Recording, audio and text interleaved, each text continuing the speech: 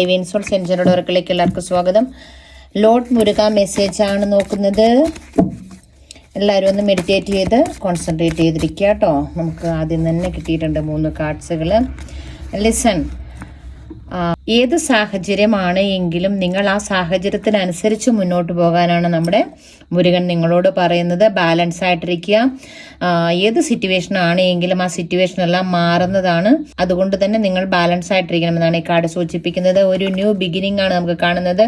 നിങ്ങൾ ഇത്രയും നാൾ അനുഭവിച്ചു കൊണ്ടിരുന്ന ആ ഒരു സിറ്റുവേഷൻ മാറി ഒരു പുതിയ ഒരു സിറ്റുവേഷൻ നിങ്ങളിലേക്ക് വരുന്നു.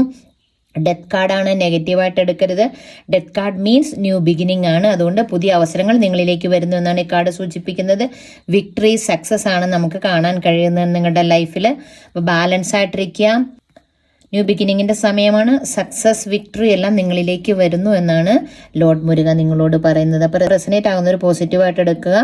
അതേസമയം കമന്റ് സെക്ഷനിൽ ഓം മുരുക എന്ന് ടൈപ്പ് ചെയ്യുക കേട്ടോ. Thank you. See you soon.